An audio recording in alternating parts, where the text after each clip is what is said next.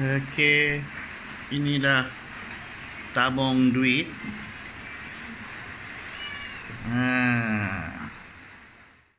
Okey, inilah peralatan yang digunakan untuk membelah tabung duit. Kita tengok ya.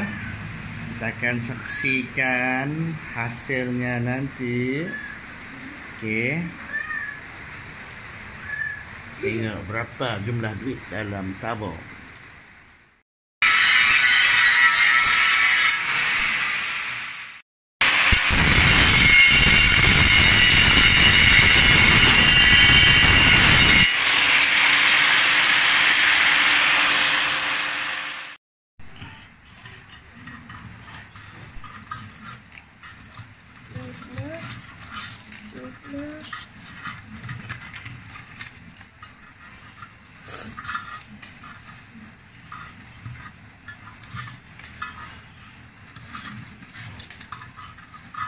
Okey, baru sabung satu. Tunggu sabung yang kedua lagi. Okey.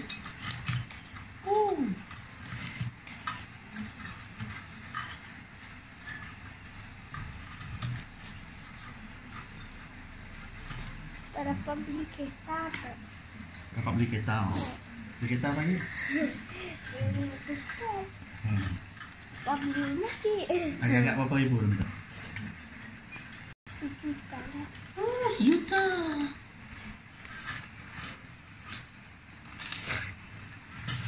Kita.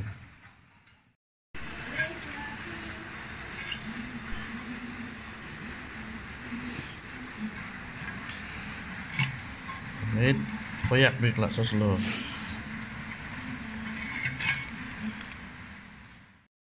Okay, Assalamualaikum. Welcome to my channel. Yes, jangan lupa subscribe channel Abang Ajak. Okay, video Abang Ajak kali ini, Abang Ajak nak kongsikan 5 tips bagaimana Abang Ajak berjaya mengumpul duit dari 1 Januari sampai ke Disember 2019.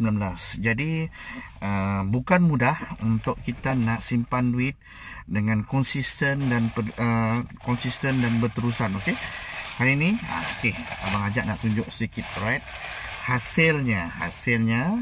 Okey, hasilnya yes. Okey, duit 100 dan duit RM50, right. Duit RM10. Okey guys,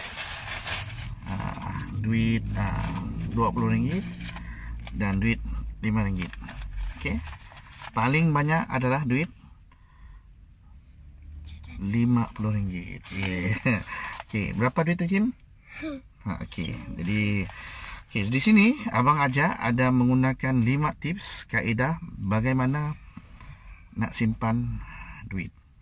Okey, projek ini Abang Ajak dah mula dari tahun yang 2018, 2019, dah 2 tahun, dan Abang Ajak akan buat projek untuk 2020 saving. Okey, pertama kali, straight to the point.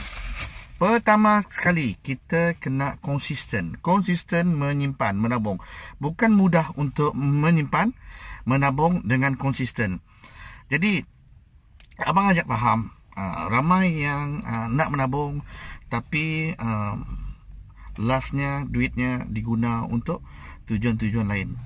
Kita memang nak menabung tapi masalah kita tak dapat elakkan setiap bulan dengan komitmen, dengan perbelanjaan, dengan masalah yang kita lalui. Jadi salah satunya pertama, kita kena perbagaikan sumber pendapatan. Ingat, kita kena perbagaikan sumber pendapatan. Contoh, kalau kita bekerja, tak ada masalah lah kita nak saving, kita konsisten menabung. Tapi nak menabung hari-hari itu yang masalahnya. Walaupun kita bekerja, duit kerja untuk komitmen, bayar hutang, bayar kereta, bayar rumah. Tapi bagaimana nak menabung hari-hari? Jangan harapkan satu sumber pendapatan. Sekurang-kurangnya ada sumber pendapatan 1, sumber pendapatan 2, sumber pendapatan 3, 4 dan kelima. 1 sebagai contoh untuk repair kereta, 2 untuk melancong, 3 untuk keperluan hari raya, dan simpanan untuk sakit dan kecemasan dan sebagainya. Jadi sumber pendapatan kita kena pelbagaikan. Sebagai contoh, abang ajak lakukan banyak aktiviti bisnes seperti gunting rambut, bisnes online, okey, commission, alright, dragon runner dan sebagainya. Jadi pelbagaikan sumber pendapatan. Jadi kita tak bergantung duit keuntungan bisnes tersebut tidak bergantung kepada satu sahaja sumber pendapatan. Kena pelbagaikan sumber pendapatan. Ada yang masuk hari-hari, ada yang masuk minggu, ada yang masuk bulan, ada yang masuk tahun dan sebagainya. Jadi konsisten menabung. Jadi abang ajak pun faham, kita mengalami masalah yang sama, duit simpan kemudiannya diambil untuk kegunaan-kegunaan lain. Sebab kita tak dapat jangka apa yang berlaku. Tapi kalau ada satu sumber pendapatan, 1 untuk guna lain, 2 untuk guna lain, 3 untuk guna lain, dan 1 fokus untuk hanya untuk menabung. Sebagai contoh, servis Dragon Runner khas untuk abang ajak menabung. Yang ketiga, yang kedua, abang ajak guna 5 strategi income. Macam abang ajak cakap nombor 1 tadi, 5 strategi income, ya. Masuk harian, masuk mingguan, masuk bulanan, masuk harian, mingguan, bulanan, tahunan, dan perayaan. Okey, sebagai contoh, kita kena ada berbagaikan sumber pendapatan. Okey, tak kira salah macam mana kita nak cari sumber pendapatan tersebut. Yang pentingnya halal dan berkesan. Sebab niat kita, aku nak berbisnes sebab saving. Tak ada point lah kalau kita berniaga setahun, kita struggle berniaga, kita tak ada saving. Sekurang-kurangnya, walaupun keuntungan tersebut hanya RM10, RM20, RM30, memang bagi orang tak berbaloi lah. Tapi dengan konsisten menabung.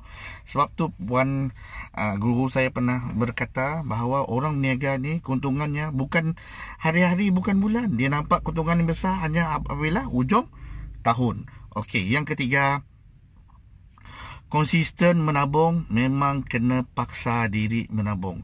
Ingat, tiap-tiap hari tulis why kita, aku nak mesti menabung. Paksa diri menabung. Sebagai contoh, abang ajak menabung RM30 sehari.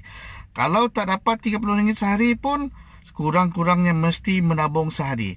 Dan kalau contoh hari tu dapat lebih rezeki, lebih income, abang ajak letakkan 100 ke 150 ke. Sebab ada jangka, kadang-kadang bisnes kita ada masa naik, ada masa turun. Ada masa kita menabung banyak, ada menabung sedikit. Tapi alhamdulillah, dengan konsisten, dengan paksa diri, memang sebab kita kena letakkan kenapa kita nak menabung.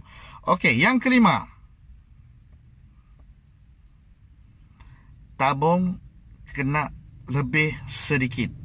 Disebabkan kita tak tahu apa yang akan berlaku. Seperti yang abang ajak cakap tadi, labung lebih sikit. Walaupun kita target RM30, tak semestinya hari tu kita dapat RM30. Ada kadang dapat RM5, ada kadang dapat RM10. Tapi ada masa yang kita dapat lebih tu, kita kena paksa diri menabung untuk simpan lebih. Okey. Yang kelima, cari tabung yang dapat masuk, tak boleh keluar. Inilah yang salah satunya yang abang ajak minat sangat. Masuk duit tu, kalau dah masuk, tak boleh keluar lagi. Melainkan tunggu bulan 12 tahun depan baru boleh belah. Jadi guna cari tabung yang sesuai, yang boleh menyebab. Kalau kita simpan, bukan tak boleh. Abang ajak dah pernah cuba masuk dalam tabung haji, masuk dalam ASB. Tapi kadang-kadang hati kita ni cair, ya. Kita pun kadang-kadang kita lemah. Kita tahulah kelemahan kita kat mana. Masuk korek semula, masuk korek semula. Jadi untuk mengelakkan perkara tersebut berlaku, abang ajak cari tabung yang boleh masuk tapi tak boleh keluar. Boleh masuk, tak boleh keluar. Jadi hanya hujung tahun saja kena belah tabung tersebut untuk mendapatkan hasilnya. Alhamdulillah, berkat disiplin, target, paksa diri benda itu menjadi untuk tahun yang keduanya. Jadi dengan hasil daripada duit menabung tersebut, kita boleh merancang untuk belajar gandakan duit tersebut untuk buat bisnes yang kedua, buat bisnes yang ketiga dan bisnes yang seterusnya. Dengan modal tersebut, kita boleh lakukan berbagai-bagai bisnes lain. Kita penat berniaga setahun, okey, tahun kita berniaga tapi tak ada hasilnya, tak ada hasil pun, maksudnya sia-sialah.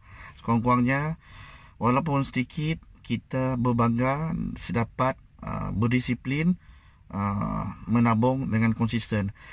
Semoga tip ini bermanfaat. Okey, jadi abang ajak akan ulang sekali lagi. 1. Buat aktiviti yang dapat menghasilkan duit. 2. 5 strategi income.